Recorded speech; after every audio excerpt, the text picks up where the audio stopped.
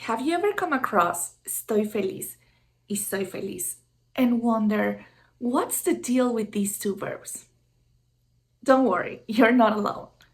Ser and estar are two verbs in Spanish that can really confuse you.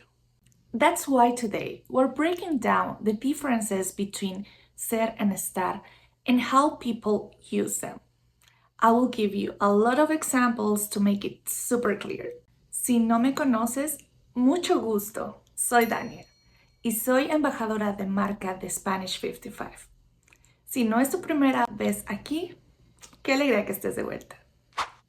Imagine that you're at a party and you're having a blast and you want to let everyone know that you are happy. What would you say? ¿Estoy feliz? O soy feliz? It's time for you to respond. If you answer estoy feliz, you're correct. But if you answer soy feliz, maybe you want to stick around to know why. Ser and estar are two irregular verbs that native speakers use a lot. Both verbs have their own rules and are used in different situations. First of all, we need to remember how to conjugate these two irregular verbs. Both are irregular verbs, so that means that the whole structure is going to change according to the pronoun. So help me out and let's do it together. Yo soy, tú eres, él, ella, usted es, nosotros, nosotras somos, vosotros sois, ustedes son.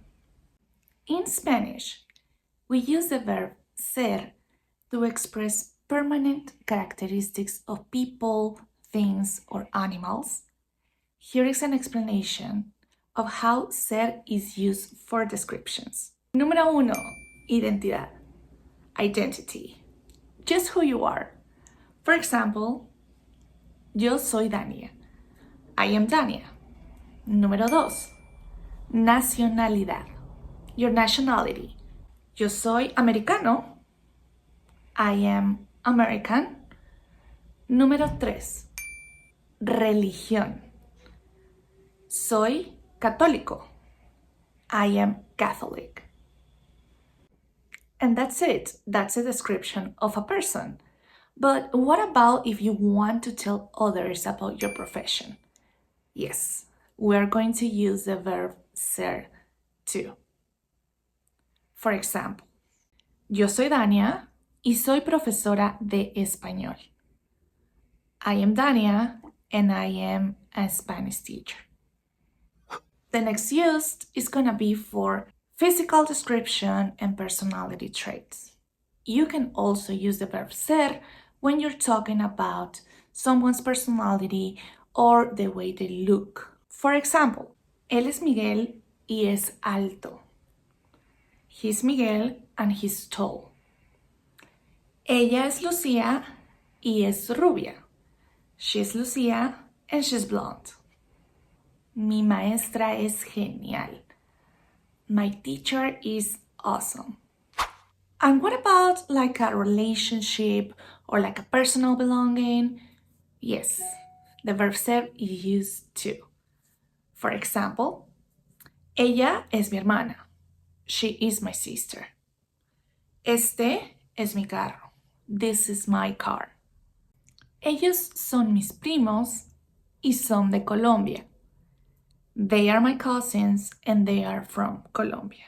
Very good. These are very easy to remember, right? So now let's move on to the verb estar. So let's conjugate the verb estar first. Yo estoy, tú estás, él, ella, usted está, nosotros, nosotras estamos, vosotros estáis, ustedes, ellos, ellas están. Excelente. Okay, so now we're going to learn when and how to use it. The verb estar is used to express temporary situations of people, objects, or animals. It can be used to express location, moods, health conditions, etc. The examples of using estar include describing one's location, health or mental condition, feelings, etc. For example, estoy en casa viendo una película. I am at home watching a movie. Número 2. Emociones. Moods. The way you feel at the moment. For example, mi amiga no vino a la escuela y estoy triste. My friend didn't come to school and I am sad. But this doesn't mean that you're like a sad person, you're just sad at the moment. The next use will be for condition. Condition to talk about mental states, health, and also to describe the condition of places and objects. For example, no me siento bien, estoy enferma. I don't feel great, I am sick. Mi celular está roto.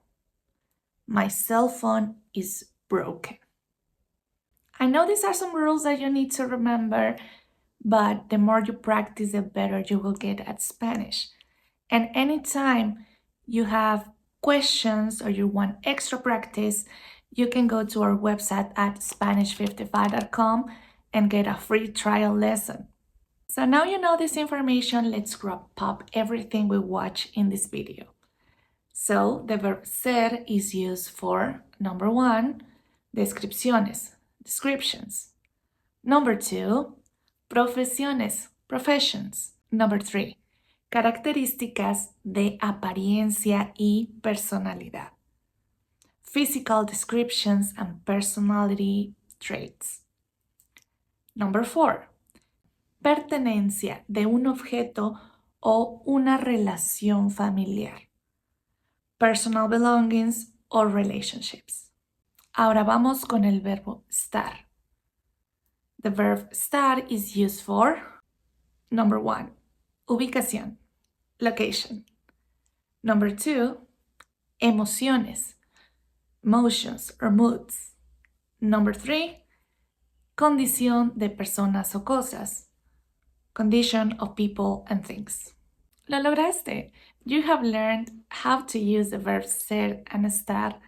Remember to practice as much as you can.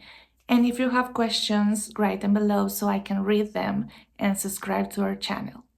That's all for today. Nos vemos en el siguiente video. ¡Hasta luego!